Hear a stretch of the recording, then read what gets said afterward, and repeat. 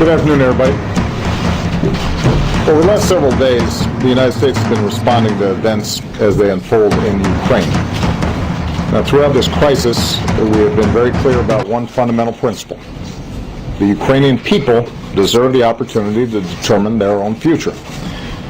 Together with our European allies, we have urged an end to the violence and encouraged Ukrainians to pursue a course in which they stabilize their country, forge a broad-based government, and move to elections this spring. I also spoke several days ago with President Putin, and my administration has been in daily communication with Russian officials, and we've made clear that they can be part of an international community's effort to support the stability and success of a united Ukraine going forward, which is not only in the interest of the people of Ukraine and the international community, but also in Russia's interests. However, we are now deeply concerned by reports of military movements taken by the Russian Federation inside of Ukraine. Russia has a historic relationship with Ukraine, including cultural and economic ties, and a military facility in Crimea. But any violation of Ukraine's sovereignty and territorial integrity would be deeply destabilizing, which is not in the interest of Ukraine, Russia, or Europe.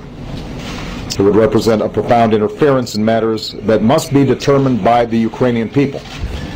It would be a clear violation of Russia's commitment to respect the independence and sovereignty and borders of Ukraine and of international laws.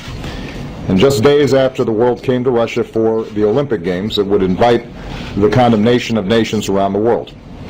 And indeed, the United States will stand with the international community in affirming that there will be costs for any military intervention in Ukraine. The events of the past several months remind us of how difficult democracy can be in a country with deep divisions. But the Ukrainian people have also reminded us that human beings have a universal right to determine their own future. Right now, the situation remains very fluid.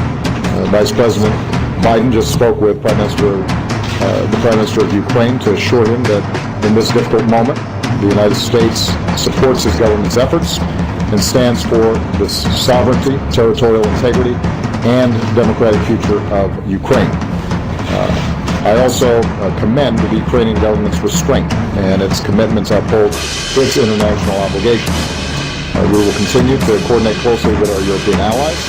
We will continue to communicate directly with the Russian government, and we will continue to keep all of you in the press corps and the American people informed as events develop. Thanks very much. The forces are in Crimea. Are they Russian forces?